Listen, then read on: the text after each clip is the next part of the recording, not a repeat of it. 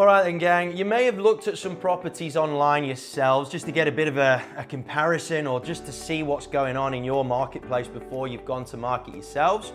But I wanted to quickly run through some of the key elements of marketing in real estate that you need to be aware of before you crack on. Now, there's two main things that you need to be aware of from a marketing point of view. One of them is the quality of your first impression, both online and in person. And the next one is your presence online, both on websites and of course on social media now. Now, the first impression is so crucial. You may have noticed this in your own behavior. You go on realestate.com, for example, you'll put your search criteria in, your list of properties will come up, and then your natural instinct is to start scrolling through those properties until something catches your eye. It's that first impression that will catch your eye. That is why your photography is so important, guys. If your property isn't popping out of the screen towards other buyers, you're just going to be seen as an also-ran unless your price is so cheap that they cannot dismiss your home. Now, online, you've got to make sure that you're front and center, so make sure that you've got some sort of upgrades on realestate.com because they are the Pied Piper. We do have to bow to the necessary thing that is realestate.com. And with online marketing, the premise of the whole thing is the volume of clicks. So the more clicks you get, the more chances you are of getting inquiries. The more inquiries, the more buyers. The more buyers, the more inspections. More inspections, the chances of getting more offers. So make sure you chat to your agent about making sure that you position yourselves as well as you possibly can within a decent price point, but so that you don't sell yourself short online. Now, with your first impression, some of the elbow grease that you guys have got to take care of is the presentation at the home. So when you're doing your tour with your agent, make sure that you ask them questions. Is there anything that we could do to improve the look of this area, of that lounge, of this bedroom?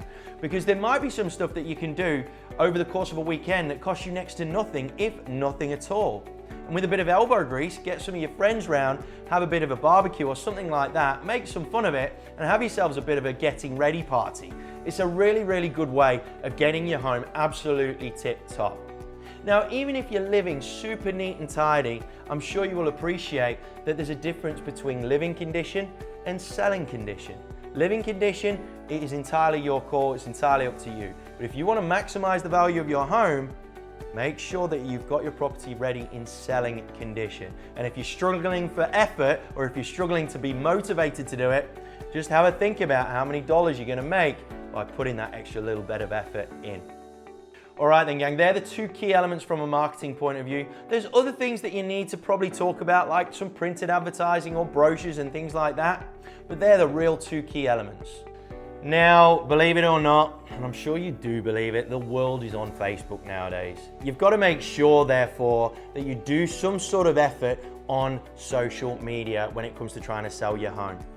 Now, without trying to sound too much of a geek, there's ways and means of making sure that you maximize the attention that you get on Facebook and actually put it in front of the people that will have some degree of relevance. But you've got to make sure you do something on Facebook. And even if it's just you sharing the property that your agent's posted online, it's better than nothing, guys. So make damn sure that you chat to your agent about getting a solid foundation of success on social media as well. So they're really the key elements that you've got to pay attention to when it comes to your marketing strategy, and the things that you need to pay attention to when it comes to your paid advertising that the agent may well be asking you for.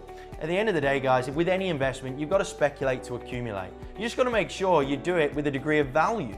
So by making sure that you focus on internet advertising, first impression, so you might want to look at videos as well. That is always a good thing to do for your home. And of course, the social media side of things always helps you move forward. Now, for sale boards. Now, some people say that they don't want their neighbors to know that they're selling the property. Two things with that. If you're online, chances are your neighbors are gonna see it. But the main thing is that you gotta flip the script on this whole nosy neighbor thing. Far from it, guys. At the end of the day, your neighbors, if they are owner occupiers, have a vested interest financially in this area. So what do you think that they're gonna do if they speak to buyers?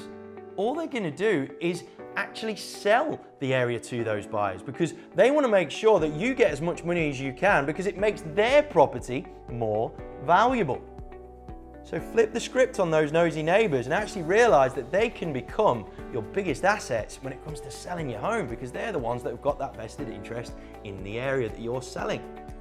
All right, gang, so they're the things that you need to be aware of from a marketing point of view. Anything else is always a nice to have, but make sure it's going to be relevant to your property and what it is that you want to achieve. Any questions, give your agent a shout.